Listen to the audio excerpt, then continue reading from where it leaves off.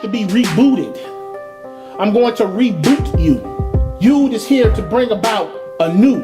It's not really new, but it's new to you because you know nothing of it.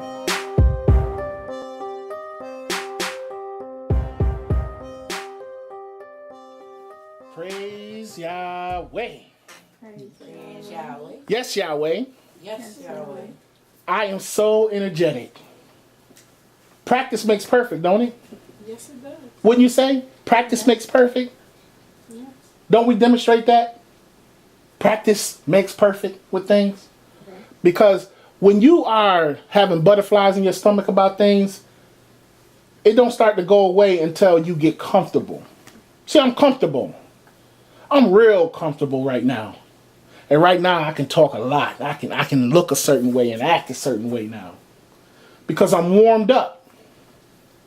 I'm ready to give you a message that is very powerful. I'm ready to give you something that you were never taught before. I'm ready to open your eyes, or at least attempt to open your eyes about some things that you have never been taught that was coming and that had to happen with you, or your seed, or your seed. Here it is, we have died so many times when it comes to Yahweh. We have died and lost our lives because we commit sin after sin after sin after sin. And not even dying because we commit sin after sin after sin after sin. We also die for a purpose to prove something or to show something or just to show off Yahweh's power in itself. So you don't necessarily have to do something in order for Yahweh to take you out or punish you or cause anything to happen to you. Yahweh is just wanting to demonstrate his power. He wants to wake somebody else up. You are being used to wake someone else up. All right? So here it is. You have to die. You have to become dead. But this time, it's not only being dead personally. It's not dead physically, like we've been taught about our bodies dying. You're going to die again. Physically and spiritually. You're going to die in both aspects. There's a bunch of physical bodies that's going to be taken out. And a mindset that has to be wiped out. Call it a reboot, if you will. You have to be rebooted. I'm going to reboot you so that I can do what? What's that Apple do? What is that Apple do when you need an update? They send you stuff so that you can update about what's coming. Okay, well, we're going to be out with the old and in with the new. Yod is here to bring about a new.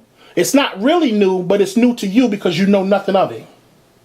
So here it is that we're going to go from Revelations chapter 10, which is all about Yod. Revelations chapter 10, which is all about you coming with the open book, this mighty angel, me, the mighty angel, coming with this open book, with the little open book, giving you a doctrine that you have to spread around, prophesy, and give to the nations and kings and different tongues so that they understand this new doctrine that's coming about. You also have to prepare for something else. Revelations chapter 11. We're going to turn to Revelations chapter 11. And we're going to start reading at verse 1. Everybody can participate in that if you want to. Revelations chapter 11, verse 1, read. And there was given me a reed like unto a rod. And the angel stood, saying, Rise and measure the temple of God, Yud-Heh-Wav-Heh, and the altar, and them that worship therein. But the court which is without the temple leave out, and measure it not. For it is given unto the Gentiles, and the holy city shall they tread under foot 32 months. And I will give power unto my 2 witnesses. Keep reading with me. And they shall prophesy 1,260 days, clothed in sackcloth. Now here it is. This is about 2 witnesses. What are we entering into? A subject about 2 witnesses. All right? We're not going to talk about these 2 witnesses. I'm not going to go into great detail about these two witnesses, but we're going to skim through it. Because what I'm doing, what Yod's purpose is it has to deal with after these two witnesses. Okay? Let's read. These are the two olive trees and the two candlesticks standing before the God Yahweh of the earth. And if any man will hurt them, fire proceeded out of their mouth and devoured their enemies. And if any man will hurt them, he must in this manner be killed.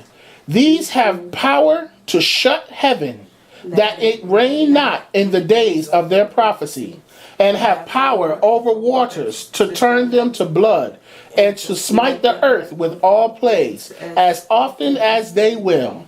And when they shall have finished their testimony, the beast that ascended out of the bottomless pit shall make war against them, and shall overcome them, and kill them.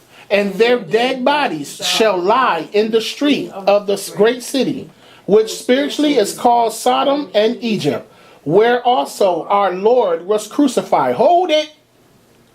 So these two witnesses that's going to be lying dead in the streets is going to be after the Lord, Yahweh ben Yahweh, was crucified. Was not Yahweh ben Yahweh crucified already? Yes. Now here it is. These witnesses are going to die.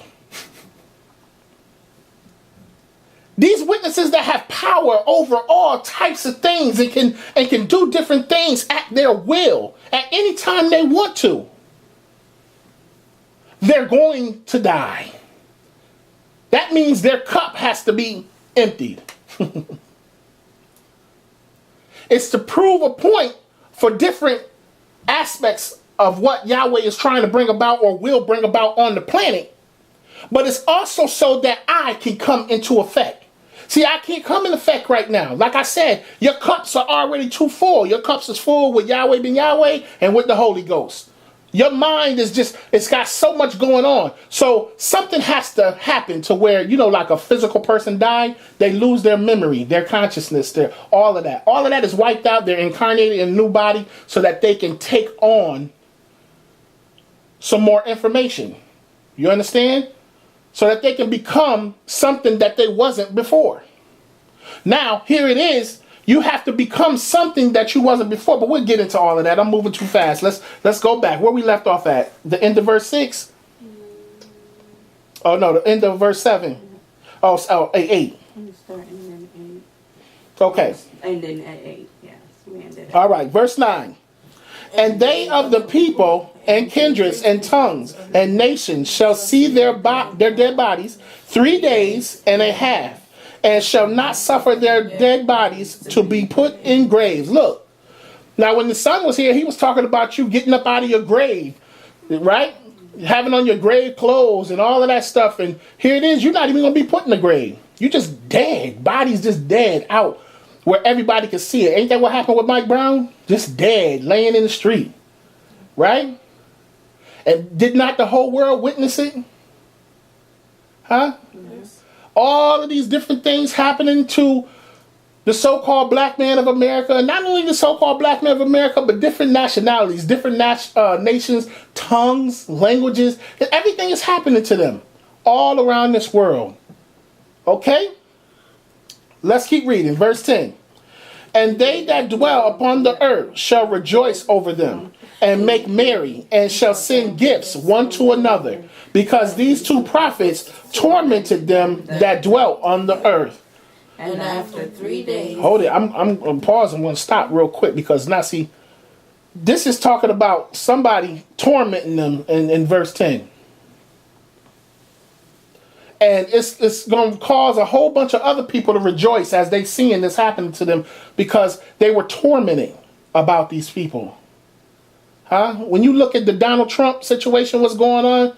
The people are beating up black people. Well, black people going there. They shouldn't be going to the rally and the Trump rally and doing what they're doing. But at the same time, hey, prophecy must be fulfilled. So you see them fighting with the black brothers and sisters and the Mexicans and all of them when they there protesting and everything, fighting with them, causing havoc, all types of situations taking place. That's all prophecy being fulfilled. All of that need to happen and come and take place. But here it is. We're moving into verse 11 because, see, this is where Yud begins to come in. Verse 11, read. And after 3 days and a half, what? The sun said that you're going to rise on the what? Third day. Third day. Have we been going through the third day already? Yeah, we've been going through the third day already. The third day has been going back and forth with all the stuff that's going on. But see, now it's going to be the third day and what? A half. So some time has to go by. All right? Yes. After this situation has been taking place. Am I talking about third day of it rising, the resurrection of the Holy Ghost and all of that? No, I'm talking about something synchronizing with that situation. It's going to synchronize with that situation, but happen on a different scale. That's why the half had to be added into the 3. Oh, Yahweh. Yes, Yahweh. All right. Let's start at the beginning of 11 again. And after 3 days and a half, the spirit of life from God Yud-Heh-Wav-Heh entered into them, and they stood upon their feet. Hold it. Now, the spirit of life from Yud-Heh-Wav-Heh, we know Yud-Heh-Wav-Heh is all about his name, right? Where's the spirit of life in the name of Yud-Heh-Wav-Heh? Hey. Huh? And he say? She said in hey. Where you say? He says Yud. Where you say? She said it's Yud. Okay, I have to say it's Yud. Hey is the people. See, if you've been following my classes, if you've been following my teachings, you'll understand that Hey had the life from you breathed into it. You understand? That's what Genesis chapter 2 is all about. Where Yahweh breathed the life or the soul source into Adam. See, that's the Yud breathing into the Hey. The 5, with the 5 senses that breathes life into the body. 5 senses. You understand that? You following me? Yes. All right. So here we go in verse 11. Yud is the spirit of life from God, Yud-Heh-Wav-Heh, that has entered into them. And they stood upon their feet. And a great fear fell upon them which saw them. Now check this out. Listen to me real good. All the work that I'm doing and been doing right now is a preparation. You know how you plan for a baby coming? You go and buy the stroller, you go and buy Pampers, car seats and things like that because the baby is coming. Well, that's what I've been doing. That's what I am doing. I've been preparing for my babies to stand on their feet.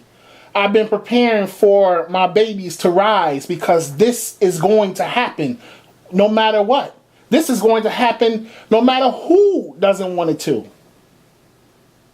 My spirit is going to enter into them after they have been laying dead for 3 days and a half, so that they can rise up. This spirit from Yud-Heh-Wav-Heh. And what's going to happen after they do all of this? What's going to happen? Verse 12. And they heard a great voice from heaven saying unto them, Come up hither. And they ascended up to heaven in a cloud, and their enemies beheld them. Verse 13. And the same hour, hold it, look, as they ascended, as they went up, as they already started in the process of going into heaven again, because you have to notice that it's happening again. They have to go up to heaven all over again because they've been dead for 3 days and a half. And this spirit, Yud, has to wake them up, get them up, cause them to stand back on their feet so that they can go into heaven again. And this voice that they're hearing is me, is Yud, is the Father. Not the Son, but it's the Father talking. You know that same voice that came and was talking to the disciples and telling them about the Son, saying, This is my Son in whom I love? this same voice, the Father, is going to be talking to them, telling them to come up. All right? We're going to start back over again at 12. And they heard a voice from heaven saying unto them, come up hither. And they ascended up to heaven in a cloud, and their enemies beheld them. And the same hour was there a great earthquake, and the 10th part of the city fell. Hold it.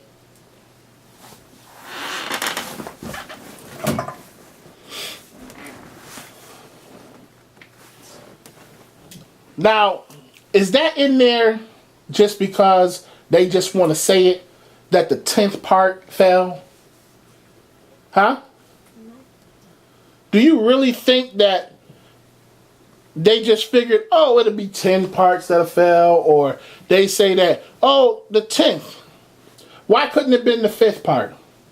Why it wasn't the 9th part, the 7th part, the 8th part, or even the 2nd part?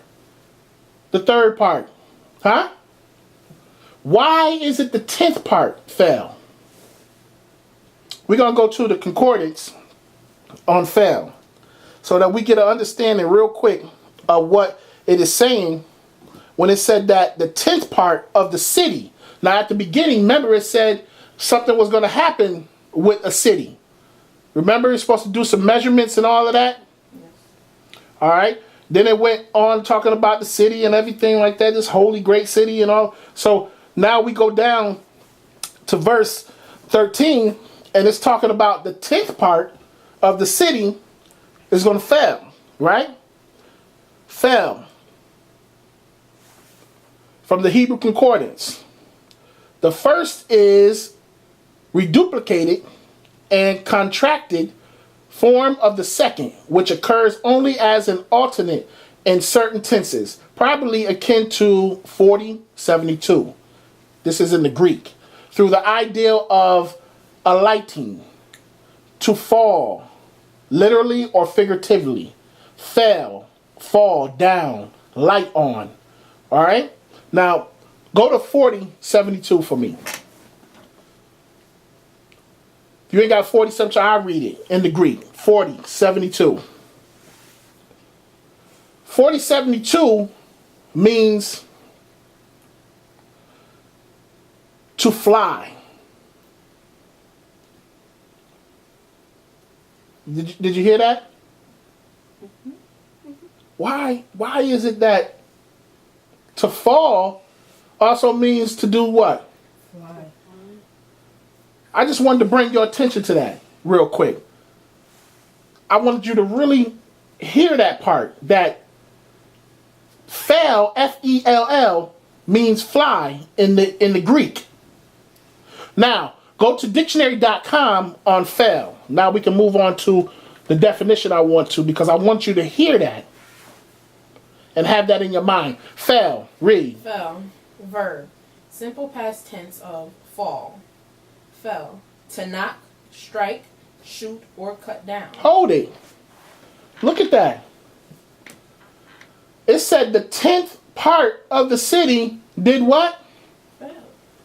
And fell means to what? Knock, Knock, strike, strike, shoot, shoot, or cut down. or cut down. That sounds like a battle going on. Don't it sound like that's what's happening? Yes. Oh yeah, that sounds like a battle going on. The 10th is doing this. The 10th part is causing this to happen.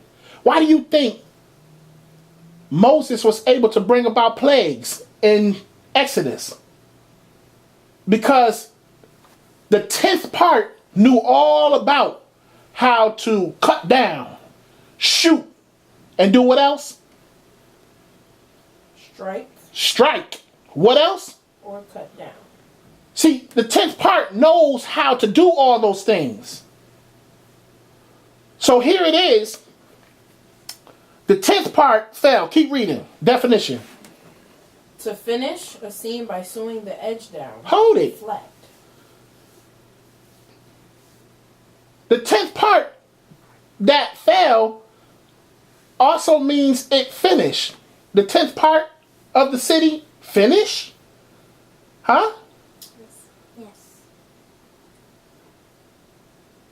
The 10th part had to finish something.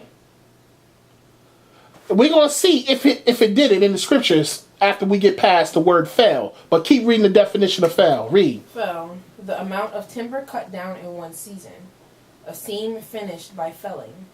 Fell, fierce, cruel, dreadful, savage, destructive, and deadly. Fell, the skin or hide of an animal. Fell, an upland pasture, moor, or thicket, a highland plateau. Fell, A little louder.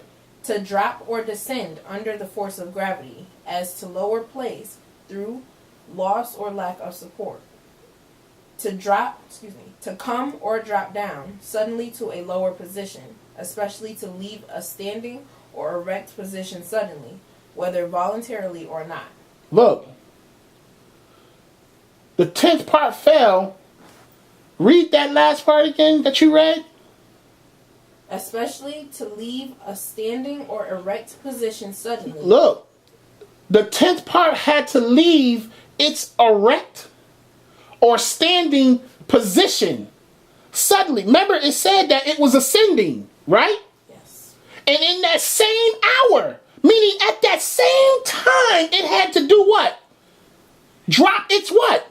Drop down suddenly to a lower Drop down suddenly in the same hour to a lower position. position. Especially to leave a standing or erect position suddenly, whether voluntarily or not. Whether it was voluntary or not, you'd had to do this. In this time to come. You better pay attention to what I'm telling you. Read. Fell, to become less or lower, become of a lower level, degree, amount, quality, value, number, etc. So don't tell me that Yud is too holy, because you can descend. You will descend if it has to. Remember, it's both positive and negative. It's both spiritual and physical. It's both good and evil. Go ahead, read. To subside or abate, extend downward, hang down. To become lowered or directed downward as the eyes. To become lower in pitch or volume. To succumb to temptation or sin. Especially to become unchaste or to lose one's innocence. To lose status, dignity, position, character, etc. To succumb to attack. To be overthrown as a government. To drop down wounded or dead, especially to be slain.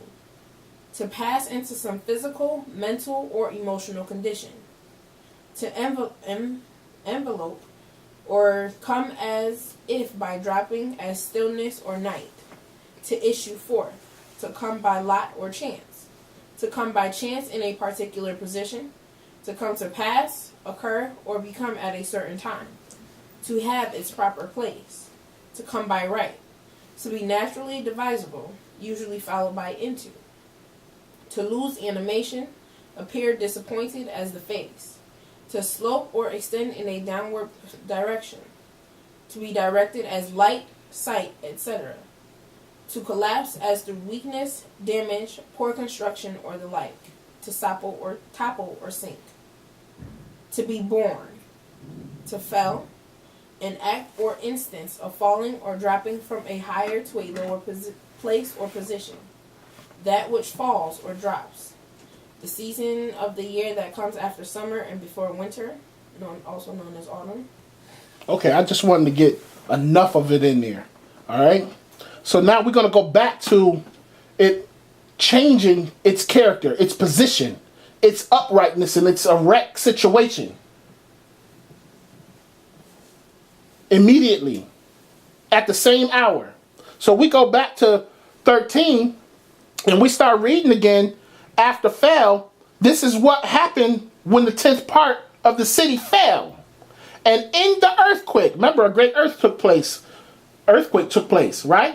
Yeah. So in the earthquake were slain. Look at this. Who you think did the slaying?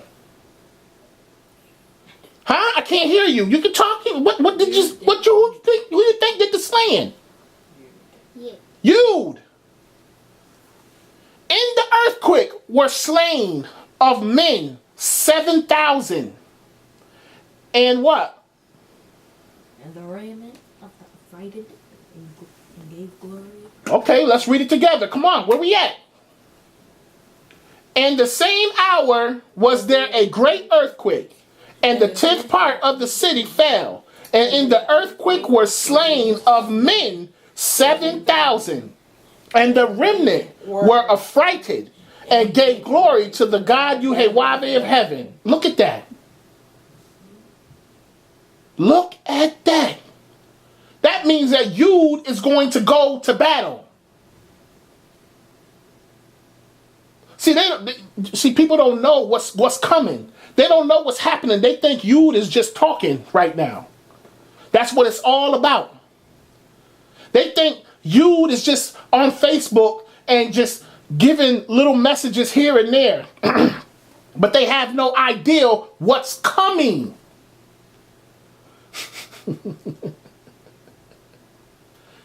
You yourself had no idea what's coming. You didn't know about this until Yahweh had me to bring it to your attention. I can speak right in the open to my enemies and they have no idea because they think it's a joke.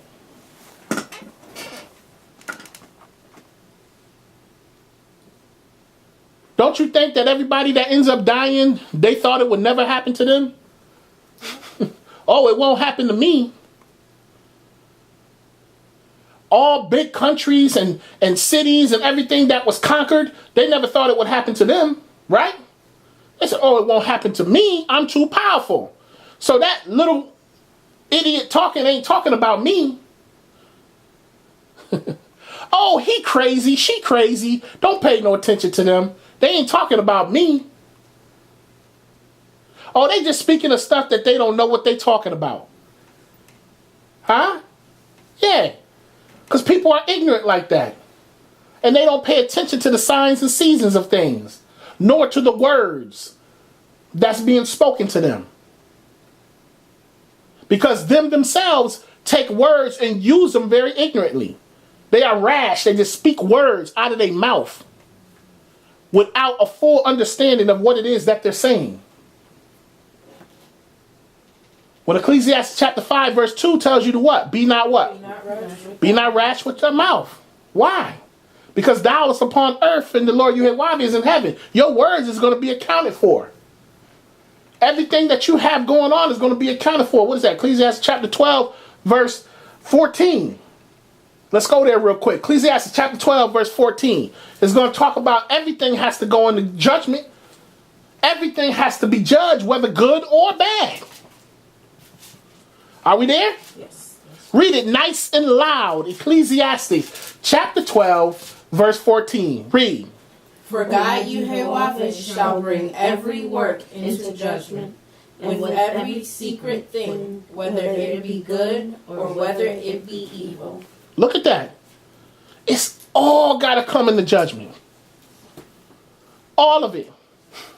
So as we go back, we travel back up to here in verse 13, Revelation chapter 11, verse 13, you seeing a big work is going to be taking place. For all of those who thought you was a sit-down situation, for all of those who thought you was just this mouthpiece and thought it was a game, they have no history. They have no understanding who I really am. They really have not read the scriptures and what I'm all about. You want to see what I'm all about? I'm going to let Yahweh tell you what I'm all about. Let's go to, let's go to Deuteronomy. Yeah, Yahweh, we're going to show them. Deuteronomy chapter 32, and we're going to start at verse 41. Well, let's start at verse 40. My favorite scriptures. Yeah, let's start at verse 40. We'll go into 41. Ready? Yes. 40 through 41. Read. For I lift up my hand. I lift up my what? My yud. My hand, my yud. It's all there. To what? Heaven. And say, I live forever. 41, read. If I wet my glittering sword, and my hand take hold on judgment, what's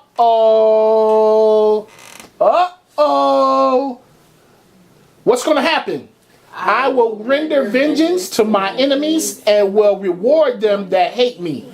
What in the world do you think Yud is doing in Revelations chapter 11, verse 13?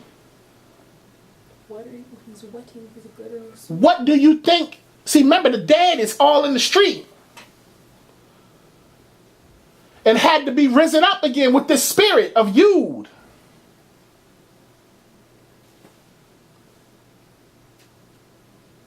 Yeah. And just as you think, just as the people was in awe that they being lifted up and being made holy again and sacred again, and they're at a point to where all is forgiven and they going up to be peaceful. In that same hour, Yud is going to do something. Yud is going to change on them. Yud is going to change and shake up the whole earth.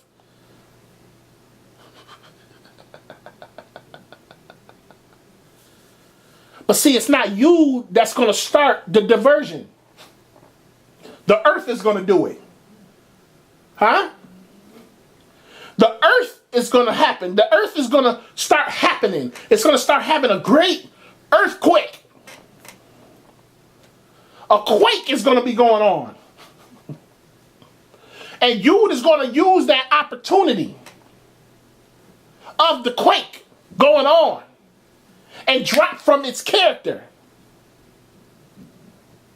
of going up and ascending and being high to becoming low, to establish something, to bring about something, to bring to an end something.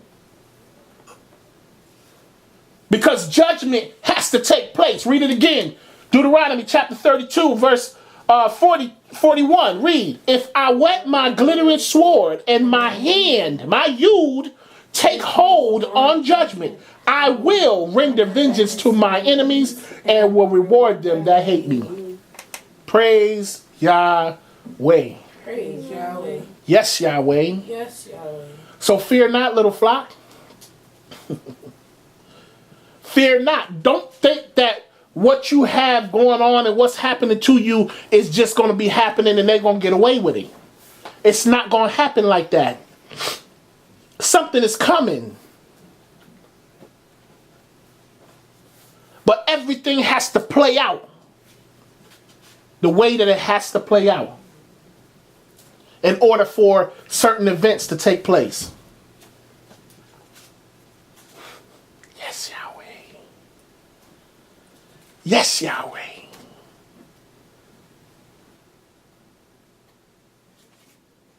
Shalom. You have to be rebooted.